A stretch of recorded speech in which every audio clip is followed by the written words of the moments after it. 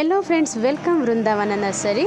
ನಮ್ಮ ನರ್ಸರಿಲಿ ಆದಷ್ಟು ಎಲ್ಲ ರೀತಿಯ ಪ್ಲ್ಯಾಂಟ್ಗಳನ್ನು ಕೂಡ ರೀಪೋಟಿಂಗ್ನ ಮಾಡಿನೇ ಕೊಟ್ಟಿರ್ತೀವಿ. ಆಲ್ಮೋಸ್ಟ್ ರೀಪೋಟಿಂಗ್ ಮಾಡಿನೇ ಇಟ್ಟಿರ್ತೀವಿ ಅಂತಲೇ ಹೇಳ್ಬೋದು. ಯಾಕೆ ಅಂದರೆ 99% ಎಲ್ಲ ಪಾಟ್ಗಳು ರೀಪೋಟಿಂಗ್ ಆಗೇ ಇರುತ್ತೆ. ಯಾಕೆ ಅಂದರೆ ಇಲ್ಲಿ ಪ್ಲಾಸ್ಟಿಕ್ ಪಾಟು, ಸೆರಾಮಿಕ್ ಪಾಟು, ಮಣ್ಣಿನ ಪಾಟ್ಗಳು ಸಿಗೋದ್ರಿಂದ ಜಸ್ಟ್ ರೀಪೋಟಿಂಗ್ ಆಗಿರುವಂಥ ಪಾಟ್ಗಳನ್ನು ಅದರೊಳಗಡೆ ಶಿಫ್ಟ್ ಮಾಡ್ಕೊಂಡ್ಬಿಡ್ತಾರೆ. ಅದರೊಳಗಡೆ ಪಾಟ್ ಸಮೇತನೇ, ಈಗ black pot, use and throw ಪಾಟಲ್ಲಿ ನಾವು ರೀಪೋಟಿಂಗ್ನ ಮಾಡಿರ್ತೀವಿ. ಆ ಪಾಟು ಪ್ಲ್ಯಾಂಟ್ ಸಮೇತನೇ ಸೆರಾಮಿಕ್ ಪಾಟ್ ಒಳಗಡೆ ಇಟ್ಕೊಳ್ಳೋದ್ರಿಂದ ಏನಾಗುತ್ತೆ, ಮತ್ತೆ ಸ್ಟ್ರಗಲ್ ಅನ್ನೋದು ಇರೋದಿಲ್ಲ. ಮತ್ತು ರೀಪೋಟಿಂಗ್ನ ಮಾಡ್ಕೊಳ್ಬೇಕು, ಗಿಡ ಎಲ್ಲಾದರೂ ರೀಪೋಟಿಂಗ್ ಮಾಡಬೇಕಾದ್ರೆ ಹಾಳಾಗತ್ತೆ, ಕೊಳ್ತೋಗುತ್ತೆ ಅನ್ನೋದೇನು ಇರೋದಿಲ್ಲ. ಯಾಕೆಂದರೆ ಆಲ್ಮೋಸ್ಟ್ ಎಲ್ಲ ರೀತಿಯ ಪ್ಲ್ಯಾಂಟ್ಗಳನ್ನು ಕೂಡ ರೀಪೋಟಿಂಗ್ನ ಮಾಡಿರ್ತೀವಿ. ಇವತ್ತು ಒಬ್ಬರು ಕಸ್ಟಮರು 4-5 ಗಿಡಗಳನ್ನು ತೊಗೊಂಡ್ರು. ಅದರಲ್ಲೂ ರೀಪೋಟಿಂಗ್ನ ಮಾಡಿಕೊಡ್ಬೇಕು, ಸೆರಾಮಿಕ್ ಪಾಟಿಗೆ ಅರೇಂಜ್ ಮಾಡಿನೂ ಕೂಡ ಕೊಡಬೇಕು ಅಂತ ಹೇಳಿದ್ದು. ಆಲ್ರೆಡಿ 2 ಪ್ಲ್ಯಾಂಟ್ಗಳು ರೀಪೋಟಿಂಗ್ ಆಗಿತ್ತು. ಹಾಗಾಗಿನೇ ಸೆರಾಮಿಕ್ ಪಾಟನ್ನು ಅವರೇ ಸೆಲೆಕ್ಟ್ ಮಾಡಿ ಅದಕ್ಕೆ ಅರೇಂಜ್ ಮಾಡ್ಕೊಂಡು ತೊಗೊಂಡೋಗಿದ್ದಾರೆ. ಇನ್ನು 3 ಪ್ಲ್ಯಾಂಟ್ಗಳು ಉಳಿದಿದೆ. ಅದನ್ನು ರೀಪೋಟಿಂಗು ಕೂಡ ಮಾಡಿಕೊಡ್ಬೇಕು, ಜೊತೆಗೆ ಸೆರಾಮಿಕ್ ಪಾಟಿಗೆ ಅರೇಂಜ್ ಮಾಡಿ ಕೊಡಿ. ಪಾಟ್ ಸೈಜು ಕೂಡ ಸ್ವಲ್ಪ ದೊಡ್ಡದಾಗಬೇಕು. ಮನಿ ಪ್ಲ್ಯಾಂಟು ತುಂಬ ಚಿಕ್ಕಿರುವಂಥ ಪಾಟ್ ಸೈಜಲ್ಲಿ ಬರುತ್ತೆ. ಪೆಪ್ರೋಮಿಯನೂ ಅಷ್ಟೇ ಮೀಡಿಯಮ್ ಇರುತ್ತೆ.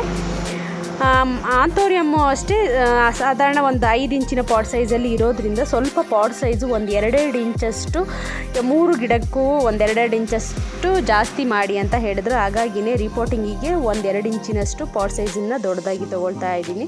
ಅದರಲ್ಲೂ ಹೊಸ ಮನೆ ಗೃಹ ಪ್ರವೇಶ ಆಗಿದೆ, ಅದಕ್ಕೆ ಅರೇಂಜ್ ಮಾಡಬೇಕು ಅಂತ ಹೇಳಿರೋದಕ್ಕೋಸ್ಕರ ವೈಟ್ ಕಾಂಬಿನೇಷನ್ನೇ ತೊಗೊಂಡಿದ್ದೀನಿ. ನಾನಿಲ್ಲಿ 3 ಪಾಟ್ಗಳನ್ನು ಕೂಡ ಒಂದಕ್ಕಿಂತ ಒಂದು ಡಿಫ್ರೆಂಟಾಗಿದೆ. ಕಲ್ಲರ್ ಮಾತ್ರ ವೈಟ್ ಅನ್ನೋದು ಬಿಟ್ಟರೆ ಒಂದಕ್ಕಿಂತ ಒಂದು ಪಾಟ್ಗಳು ಸೈಜ್ ಆಗಿರ್ಬೋದು, ಅದ್ರ ಮೇಲೆ ಇರುವಂಥ ಡಿಸೈನ್ ಆಗಿರ್ಬೋದು, ಎಲ್ಲನೂ ಕೂಡ ತುಂಬ ಡಿಫ್ರೆಂಟಾಗಿಯೇ ಇದೆ. ನಮ್ಮ ನರ್ಸರಿಯಲ್ಲಿ ಎಲ್ಲ ಪ್ಲ್ಯಾಂಟ್ಗಳನ್ನು ಕೂಡ ರೀಪೋಟಿಂಗ್ನ ಮಾಡಿರೋದ್ರಿಂದ ಒಂದು ಬೆನಿಫಿಟ್ ಅಂದರೆ ಮತ್ತೆ ರೀಪೋಟಿಂಗ್ನ ಮಾಡುವಂಥ ಅವಶ್ಯಕತೆ ಇಲ್ಲ. ಕೆಲವೊಂದು ಗಿಡಗಳು ಹಾಳಾಗುತ್ತೆ, ಮಳೆಗಾಲದಲ್ಲಿ ಕೊಳೆಯುತ್ತೆ ಅನ್ನುವಂತಹ ಗಿಡಗಳನ್ನು ತೊಗೊಂಡು ಹೋದ್ರೂ ಕೂಡ ಮಳೆಗಾಲ ಮುಗಿಯೋವರೆಗೂ ಅದೇ ಪಾಟಲ್ಲಿ ಇಟ್ಟು ಬೇರೆ ಪಾಟಿಗೂ ಕೂಡ ಶಿಫ್ಟ್ ಮಾಡ್ಕೊಳ್ಬೋದು. ಸೈಜು ಕೂಡ ತುಂಬ ಡಿಫ್ರೆಂಟಾಗೇ ಇರುತ್ತೆ. ಪಾಟ್ಗಳು ನಿಮಗೆ ನರ್ಸರಿಲಿ ಸಿಗುವಂತಹ ಪಾಟ್ ಸೈಜ್ಗಿಂತ ಒಂದು ಸೈಜು ನಾವು ದೊಡ್ಡ ಪಾಟಿಗೆ ಹಾಕಿರ್ತೀವಿ. ಹಾಗಾಗಿನೇ ಪ್ಲ್ಯಾಂಟು ಕೂಡ ತುಂಬ ಹೆಲ್ದಿಯಾಗಿ, ತುಂಬ ಬುಷಿಯಾಗಿ ಮತ್ತು ತುಂಬ ಫ್ರೆಶ್ ಆಗಿಯೂ ಕೂಡ ಕಾಣ್ತಾ ಇರುತ್ತೆ. ಪೆಪ್ರೋಮಿಯಾ ಪ್ಲ್ಯಾಂಟು ಮತ್ತು ಆಂಥೋರಿಯಂ ಮತ್ತು ಮನಿ ಪ್ಲ್ಯಾಂಟನ್ನು ನಾನಿಲ್ಲಿ ರೀಪೋಟಿಂಗ್ನ ಮಾಡಿದ್ದೀನಿ.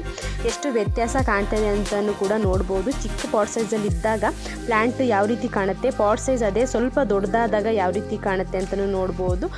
ಎಲ್ಲ ಪ್ಲ್ಯಾಂಟ್ಗಳನ್ನು ಕೂಡ ಡೈರೆಕ್ಟಾಗಿಯೇ ಸೆರಾಮಿಕ್ ಪಾಟಿಗೆ ಶಿಫ್ಟ್ ಮಾಡಿಕೊಡಿ ಅಂತ ಹೇಳಿದ್ರು. ಆದರೆ ನಾನು ಯೂಸ್ ಆ್ಯಂಡ್ ಥ್ರೋ ಪಾಟಲ್ಲೇ ಹಾಕ್ಕೊಡ್ತೀನಿ, ಅದರಿಂದ ನಿಮಗೆ ಬೆನಿಫಿಟ್ಟು ಕೂಡ ಆಗುತ್ತೆ ಅಂತ ಹೇಳಿದೆ. ಯಾವ ರೀತಿ ಬೆನಿಫಿಟ್ ಆಗುತ್ತೆ, ಈ ರೀತಿ ಬೇರೆ ಪಾಟಿಗೆ ಹಾಕಿ ಜಸ್ಟ್ ಸೆರಾಮಿಕ್ ಪಾಟ್ ಆಗಿರ್ಬೋದು, ಮಣ್ಣಿನ ಪಾಟು, ಪ್ಲಾಸ್ಟಿಕ್ ಪಾಟಲ್ಲಿ ಇಡೋದ್ರಿಂದ ಏನು ಬೆನಿಫಿಟ್ ಅಂದರೆ, ಒಂದು ಟೈಮಲ್ಲಿ ನಮಗೆ ಮನಿ ಪ್ಲ್ಯಾಂಟ್ ತುಂಬ ಲೈಕ್ ಆಗ್ತಾ ಇರುತ್ತೆ, ಇನ್ನೊಂದು ಟೈಮಲ್ಲಿ ಪೆಪ್ರೋಮಿಯಾ ಆಗಿರ್ಬೋದು, ಸ್ನೇಕ್ ಪ್ಲ್ಯಾಂಟ್ ಆಗಿರ್ಬೋದು, ತುಂಬ ಡಿಫ್ರೆಂಟ್ ಆಗಿರುವಂಥ ಪ್ಲ್ಯಾಂಟ್ಗಳನ್ನು ನೋಡಿದಾಗ ಡಿಫ್ರೆಂಟಾಗಿ ಇಟ್ಕೊಳ್ಬೇಕು. ಬೋರು ಆಗ್ಬೋದು ಒಂದೊಂದು ಪ್ಲ್ಯಾಂಟು. ಈ ಪ್ಲ್ಯಾಂಟ್ ಬೇಡದಿತ್ತು, ನಾನು ಈ ಪ್ಲ್ಯಾಂಟನ್ನ ಇಡಬೇಕು ಅಂತ ಅನ್ನಿಸ್ದಾಗ ಚೇಂಜ್ ಮಾಡಬೇಕಾದ್ರೆ ಕಂಪ್ಲೀಟಾಗಿ ಸೆರಾಮಿಕ್ ಪಾಟಲ್ಲಿರುವಂಥ ಮಣ್ಣನ್ನು ಚೇಂಜ್ ಮಾಡಿ ಹಾಕ್ಕೊಳ್ಳೋದ್ರಿಂದ ಒಂದೊಂದು ಸಮಯ ಅಕಸ್ಮಾತ್ ಕೈ ಜಾರಿ ಬೀಳುತ್ತೆ, ಇಲ್ಲ ಪಾಟು ಕೂಡ ಕಲರ್ ಡಿಮ್ ಆಗ್ಬೋದು. ಈಗ ಫುಲ್ಲು ವೈಟ್ ಕಲರಲ್ಲಿ ತೊಗೊಳ್ತೀನಿ ಅನ್ನೋದಾದರೆ ಡೈರೆಕ್ಟಾಗಿಯೇ ಮಣ್ಣನ್ನು ಹಾಕಿ ರೀಪೋಟಿಂಗ್ನ ಮಾಡ್ಕೊಳ್ಳೋದ್ರಿಂದ ಮಣ್ಣು ಕೂಡ ನೀರನ್ನು ಹಾಕ್ಕೊಳ್ಬೇಕಾದ್ರೆ ಇಲ್ಲ ಕ್ಲೀನ್ ಮಾಡಬೇಕಾದ್ರೆ ಎಲೆಗಳನ್ನು ಗಲೀಜಾಗ್ಬೋದು, ಎಕ್ಸ್ಟ್ರಾ ಕೆಲಸಗಳು ಕೂಡ ಆ್ಯಡ್ ಆಗ್ತಾ ಹೋಗುತ್ತೆ. ಈ ರೀತಿ ಯೂಸ್ ಆ್ಯಂಡ್ ಥ್ರೋ ಪಾಟಲ್ಲಿ ಹಾಕಿ ಸೆರಾಮಿಕ್ ಪಾಟಲ್ಲಿ ಇಟ್ಕೊಳ್ಳೋದ್ರಿಂದ ಏನಾಗುತ್ತಂದರೆ, ಈಗ ನನಗೆ ಈ ಪ್ಲ್ಯಾಂಟ್ ಇಷ್ಟ ಇಲ್ಲ ಅಂದ ತಕ್ಷಣ ಅದನ್ನು ತೆಗೆದುಬಿಟ್ಟು ಬೇರೆ ಪ್ಲ್ಯಾಂಟ್ ಯಾವ್ದು ಇಷ್ಟ ಆಗುತ್ತೆ ಆ ಪ್ಲ್ಯಾಂಟನ್ನು ಇಟ್ಕೊಳ್ಬೋದು. ಹಾಗಾಗಿನೇ ನಾನು ಅವರಿಗೆ ಈ ಥರ ಹೇಳಿದ ಮೇಲೆ ಅವರು ಸರಿ ಈ ರೀತಿಯೇ ಮಾಡಿಕೊಡಿ, ಆದರೆ ಪಾಟಿಗೆ ತಕ್ಕಂಗೆ ನನಗೆ ಹೈಟು ಕೂಡ ಕಾಣ್ತಾ ಇರಬೇಕು, ಪ್ಲ್ಯಾಂಟು ತುಂಬ ಕೆಳಗೆ ಆಗಬಾರ್ದು ಅಂತಂದರು. ಹಾಗಾಗಿನೇ 2 ಸೈಜನ್ನು ನಾನು ಪಾಟ್ ಸೈಜನ್ನೇ ಜಾಸ್ತಿ ತೊಗೊಂಡ್ಬಿಟ್ಟೆ.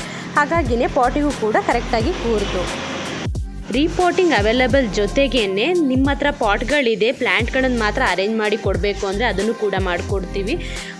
ಪ್ಲ್ಯಾಂಟು ಕೂಡ ಇದೆ, ಬರೀ ರೀಪೋಟಿಂಗ್ ಆಗಬೇಕು, ಮಣ್ಣನ್ನು ಮಾತ್ರ ಚೇಂಜ್ ಮಾಡಬೇಕು ಅಂದರೆ ಅದನ್ನು ಕೂಡ ಮಾಡಿಕೊಡ್ತೀವಿ. ನರ್ಸರಿಯಲ್ಲಿ ಕೋಕೋಪೀಟ್ ಸಿಗುತ್ತೆ, ಪರ್ಲೈಟು ಕೂಡ ಸಿಗುತ್ತೆ, ಪೆಬಲ್ಸ್ ಸಿಗುತ್ತೆ.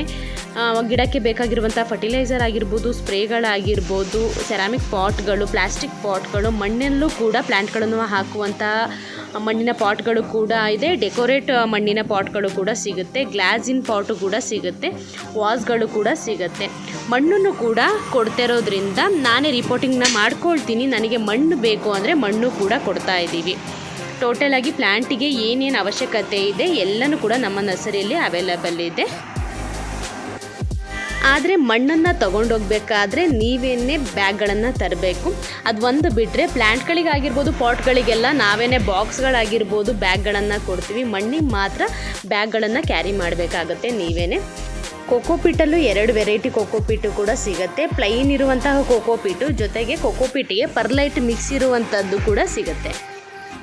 ಜೊತೆಗೆ ರಿಟರ್ನ್ ಗಿಫ್ಟ್ಗಳಿಗೆ ಪ್ಲ್ಯಾಂಟ್ಗಳು ಕೂಡ ಸಿಗುತ್ತೆ. ಆದರೆ ಒಂದು 15 ಡೇಸ್ ಇಲ್ಲ 1 ವೀಕ್ ಮೊದಲೇ ಬುಕ್ ಮಾಡ್ಕೊಳ್ಬೇಕಾಗತ್ತೆ. ಯಾಕೆ ಅಂದರೆ ಸಡನ್ನಾಗೆ ಹೇಳಿದ್ರೆ 1000ಇಂದ 2000 ಈ ಥರ ಎಲ್ಲ ನಮಗೆ ಪ್ಲ್ಯಾಂಟ್ಗಳನ್ನು ಅರೇಂಜ್ ಮಾಡೋಕ್ಕೆ ಕಷ್ಟ ಆಗುತ್ತೆ. ಅದರಲ್ಲೂ ರಿಟರ್ನ್ ಗಿಫ್ಟಿಗೆ ಅಂತ ಇರುವಂತಹ ಪ್ಲ್ಯಾಂಟ್ಗಳನ್ನು ಅರೇಂಜ್ ಮಾಡೋದು ಸ್ವಲ್ಪ ಕಷ್ಟನೇ. ಹಾಗಾಗಿ ನೀವು 15 ಡೇಸ್ ಮೊದಲೇ ಹೇಳಿದ್ರೆ ರಿಟರ್ನ್ ಗಿಫ್ಟಿಗೆ ಪ್ಲ್ಯಾಂಟ್ಗಳನ್ನು ಅರೇಂಜ್ ಮಾಡಿಕೊಡ್ತೀವಿ.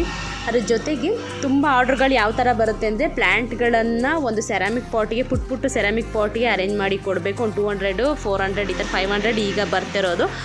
ಹಾಗಾಗಿ ಅದನ್ನು ಕೂಡ ಒಂದು 15 ಡೇಸ್ ಇಲ್ಲ 20 ಡೇಸ್ ಮೊದಲೇ ಹೇಳಿದ್ರೆ ನಮಗೆ ರೀಪೋಟಿಂಗ್ ಕೂಡ ಸೆರಾಮಿಕ್ ಪಾಟಿಗೆ ಮಾಡಿ 1 ವೀಕ್ ನಮ್ಮ ನರ್ಸರಿ ವೆದರಿಗೆ ಅದು ಚೆನ್ನಾಗಿ ಸೆಟ್ ಆಗುತ್ತೆ. ಸೆಟ್ ಆದಮೇಲೆ ನೀವು ತೊಗೊಂಡು ಹೋಗಿ ರಿಟರ್ನ್ ಗಿಫ್ಟ್ ಕೊಡೋದ್ರಿಂದ ತೊಗೊಂಡು ಹೋದ್ಮೇಲೂ ಪ್ಲ್ಯಾಂಟ್ಗಳು ಕೂಡ ಹಾಳಾಗೋದಿಲ್ಲ. ತುಂಬ ಹೆಲ್ದಿಯಾಗಿಯೇ ಕಾಣ್ತಾ ಇರುತ್ತೆ. ಯಾಕೆಂದರೆ ರಿಪೋರ್ಟಿಂಗ್ ಮಾಡಿ 1 ವೀಕು ಇಲ್ಲ 15 ಡೇಸ್ ಇಲ್ಲ 20 ಡೇಸ್ ಆಗಿರೋದ್ರಿಂದ ಪ್ಲ್ಯಾಂಟ್ಗಳು ತುಂಬ ಹೆಲ್ದಿಯಾಗಿಯೇ ಕಾಣ್ತಾ ಇರುತ್ತೆ. ಇದಿಷ್ಟು ನಮ್ಮ ನರ್ಸರಿಯಲ್ಲಿ ಅವೈಲಬಲ್ ಇರುವಂತಹ ಇನ್ಫಾರ್ಮೇಷನ್ನ ಇವತ್ತಿನ ವಿಡಿಯೋದಲ್ಲಿ ನಾನು ತಿಳಿಸ್ಕೊಟ್ಟಿದ್ದೀನಿ. ವಿಡಿಯೋ ನಿಮಗೆ ಇಷ್ಟ ಆದರೆ ಲೈಕ್ ಮಾಡಿ, ಶೇರ್ ಮಾಡಿ, ಕಮೆಂಟ್ ಮಾಡಿ, ಜೊತೆಗೆ ಸಬ್ಸ್ಕ್ರೈಬ್ ಆಗೋದನ್ನ ಮರಿಬೇಡಿ. ರಿಪೋರ್ಟಿಂಗ್ ಕೂಡ ಅಷ್ಟೇ ಕ್ವಿಕ್ಕಾಗಿಯೇ ಆಗುತ್ತೆ. ನೀವು ಮಾರ್ನಿಂಗ್ ಬಂದು ಪ್ಲ್ಯಾಂಟ್ ಆಗಿರ್ಬೋದು ಪಾಟ್ ಆಗಿರ್ಬೋದು ಸೆಲೆಕ್ಟ್ ಮಾಡಿ ಹೋದರೆ ಈವ್ನಿಂಗ್ ಅಷ್ಟರಲ್ಲಿ ರಿಪೋರ್ಟಿಂಗ್ ಕಂಪ್ಲೀಟ್ ಆಗಿರುತ್ತೆ. ಈವ್ನಿಂಗೇ ನಿಮಗೆ ಪ್ಲ್ಯಾಂಟ್ಗಳು ಸಿಗುತ್ತೆ. ನೆಕ್ಸ್ಟ್ ವಿಡಿಯೋದಲ್ಲಿ ಇನ್ನಷ್ಟು ಪ್ಲ್ಯಾಂಟ್ಗಳ ಬಗ್ಗೆ ಇನ್ಫಾರ್ಮೇಷನ್ನ ತಿಳಿಸ್ಕೊಡ್ತೀನಿ. ಇಲ್ಲಿಗೇ ವಿಡಿಯೋನ ಎಂಡ್ ಮಾಡ್ತಾ ಇದ್ದೀನಿ. Thank you for watching.